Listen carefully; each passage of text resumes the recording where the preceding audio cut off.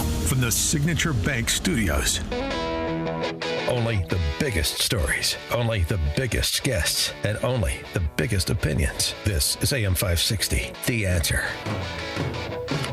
Top of the morning, Dan and Amy talked about it a bit earlier this week, but the confirmation hearing for Dr. J. Bhattacharya to be the next head of the National Institute for Health. And this sort of philosophical statement he made about science that will inform his tenure as director of NIH. Compare and contrast to what we heard from the COVIDian public health people for the last several years. The proper role of scientists in a pandemic is to answer basic questions that policymakers have about what the right policy should be. Our role isn't to make decisions to say you shouldn't be saying goodbye to your grandfather as he's dying in a hospital. It shouldn't be to say you can't have a funeral because it's too dangerous. The scientists should say, here's what the risks are, and then you decide what the risk, whether you take it. The role of the scientist shouldn't be to say you can't send your kids to school for 2 years, that you can't you should close hospitals so that they can't treat heart attack patients. That you should not. The role of scientists should be to address those problems by giving good data, and then let people make the science should be an engine for freedom. Knowledge and freedom, not something where it stands on top of society and says you must do this, this, and this, or else. It shouldn't be pushing mandates for vaccines that have been like the COVID vaccines that were tested for a relatively short period of time. I took the COVID vaccine myself, but I think that the mandates that many scientists push have led to the lack of confidence that so many of the public has in science. If science is a force for freedom and for knowledge, it will have universal support. That's what the role of science is. And I mentioned before Mike Scott's newscast the long COVID, and I don't mean people suffering from the virus. I mean long COVID, the suffering from the COVID response policies, the policies of these COVIDians. Jason Riley writing this week in the Wall Street Journal about the absentee rate in New York City schools. 25% before COVID, 35% last year. Just still last year, the lingering effects. But hey, the good news is that some 5,600 kids, 11 years and younger, got PPP money totaling $312 million. The Doge boys discovered this. $312 million, 5,600 loans totaling $312 million listed to owners of businesses that were 11 years old or younger at the time of the loan. They also found 5,000 cases that use a social security number with an incorrect name. So yeah, Doge is getting it done. 5,600 loans, that's like $55,000 per loan. So, the how we should remember COVID, like the signature line from COVID, shouldn't be flatten the curve. It should be waste, fraud, and abuse, because that's what it was all the way around. And lockdowns. That's abuse. I know. I was there 2 years. My kids were out of school. Unbelievable. For more on this, we're pleased to be joined by John Tierney. John is contributing editor to the City Journal, former reporter and columnist at the New York Times, and co-author of The Power of Bad, How the Negativity Effect Rules Us and How We Can Rule It. John, thanks for joining us. Appreciate it. Hi, great to be with you, Dan and Amy. Well, we continue to fight the rewrite of the history on COVID. The good news is the battle has been joined in the public health agencies with this administration, and Marty Makary at FDA and Jay Bhattacharya at NIH are going to be two of the most important figures. Exactly. I mean, it's so great to see Bhattacharya. During the pandemic, I was writing about him, talking to him, and he made so much sense, and he got so vilified for it. And as they said at the hearing last week, it's amazing that Fauci and Francis Collins, the head of NIH, had helped organize this smear campaign against him, and the federal government was had this campaign to censor him, and now he's running the agency that was persecuting him. It's great, I love it. But I think they were smearing him because they knew deep down in their hearts that he was right, don't you think? Yeah, I mean, if you looked at the evidence, he was clearly right. There was, the plan before the pandemic at the CDC and other, public health agencies was you don't lock down, you don't mandate masks. They're not going to work. We shouldn't disrupt society. And they just threw it out, just abandoned that. Once China said, let's copy China. They're a great role model for us, It was just insane.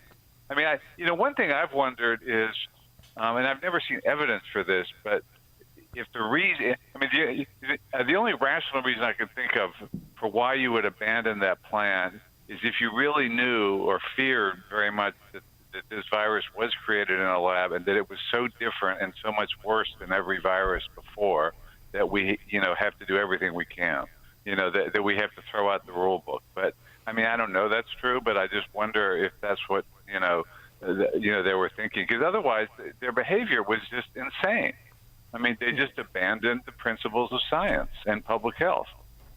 How did you enjoy the Stand for Science rally last weekend in Washington, D.C., featuring noted scientists, including Bill Nye and Francis Collins? Actually, was there. Oh, He penned he penned a new song for the occasion. I know you want to hear it, so here it goes.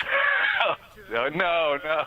This noble dream. Have you got that? So it's just all the good people, but the second line, part of this family, and the last line, we're joined together by this noble dream. Do that with me. This is a song for all the good people. Come on. John, please feel free to sing along, John. We're part of this family. This is a song for all the good people. We're joined together by this noble dream. I think you get what he's laying down. Yeah, isn't it frightening to think he was running NIH? For 12 years, I think. And he and Fauci back in 2011 wrote this op-ed in the Washington Post saying, yes, it's worth engineering dangerous viruses in the lab. We should do that. And they supported that work. It's just incredible that this guy was in charge. And, Bhattacharya's confirmation cannot come soon enough. They really just need to overhaul the whole public health establishment. It really is. The public health establishment and so many other areas, when these people are, unmoored from their responsibilities within a regime like the Biden administration, you realize that we were being governed by the cast of One Flew Over the Cuckoo's Nest. These are goofballs, Francis Collins. Right. It's all about preserving their bureaucracy and their power. And, and Bhattacharya, aside from being so right about COVID, he has a great track record. He writes about the problems of science and how you encourage more creative research, how you avoid that kind of groupthink. And that's what he's really dedicated to doing, and that's what we really need in Washington. It's just, it's gotten so bad. I did a piece for, 6 years ago or for City Journal about the corruption of public health. That for decades it has just been taken over by leftists who their idea of the science is anything we can point to, any data we can cherry pick to justify bigger government, and more control over people's lives. And the pandemic just exposed that so brutally, that it was incredible that they didn't care what damage they made. Well, to your point, there's a real, and the nice thing is we've been talking about is the Doge culture that has come to D.C., where you have cabinet secretaries and senior level officials all sort of competing to do their own, to contribute to the overall effort of exposing ridiculous spending, of proposing reductions in spending and staff and so forth, and sort of focused on the narrowest interpretation of the particular agency's mission. And I assume we'll see that from Bhattacharya and Makari and the CDC director as well. But what you're talking about is something that really does need that sort of Doge exposure, the corruption, because during COVID, it was you're trying to get information. Are we funding virology labs in China, in Wuhan? Are we doing it in Ukraine? Are we in the business of trying to weaponize viruses? If so, how exactly is that proceeding? These grants that were being given out to Fauci's friends, what exactly are these people doing? Who are they collaborating with? Does this make any sense? Is this the highest, best use of scarce medical research dollars? I mean, all those questions that that started to get asked, and of course they were immediately shouted down. Now they can get asked, and we can actually discuss them like adults, hopefully. I hope. I mean, one dispiriting thing about this hearing. I said it's the closest thing we're going to see to a surrender on COVID, because the Democrats on the hearing, these were people who backed the vaccine mandates. They wanted a national mask mandate. They didn't ask a single thing about the pandemic, anything about that. So they surrendered on that issue, but they didn't learn any lesson from it, because they spent all their time just railing and demanding that Bhattacharya restore every single cut at NIH. And if we learned anything, it was that these agencies have wasted enormous amounts of money. We need to be cutting a lot of the stuff they're doing and focusing on important stuff, on stuff that works instead of these. And we need to really reorganize them. So, the idea that we should restore every cut is absurd. But the Democrats they're the defenders of big government. Well, we got some breaking news here. Just as I mentioned him, former Florida Congressman Dave Weldon, who is the nominee to be the director of CDC, his nomination has been pulled. The administration saying clear he did not have the votes in the Senate. That's interesting. Really? Yeah, that's interesting. Yeah. Well, I mean, who's their backup? Yeah, you still got Bhattacharya and Makari. Maybe you pick up like a Martin Kulldorff or somebody like that. I don't know, but it should be somebody like a Bhattacharya, like a Makari, that was on the receiving end of all of the anti-science demagoguery and witch hunting. It seems to me that that's exactly who should be in the head of the public health agencies after what transpired during COVID. Exactly. I mean, the CDC was just, and Rachel Walensky, who was just horrible on this.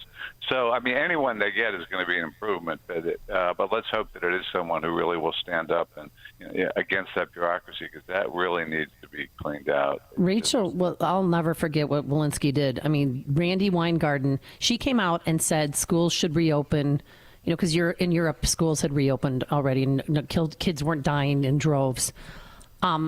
And Randi Weingarten got to her once she saw that, and then she reversed her decision. She was so weak-kneed. I'll never forgive her for doing that. But also, what about going through some names on the Great Barrington Declaration? Find somebody on that list. That'd be great. Scott Atlas told me that that he had, that he didn't. He had some qualms about going back to Washington, but certainly, I mean, Martin Kulldorff would be great, and there were people, Vinny Prasad, other people who really were right about it and were speaking out against it, and I hope they get someone there. I mean, and I think they will find someone who's going to shake up the CDC. I mean, they pushed so much junk science during COVID. The CDC was a scandal.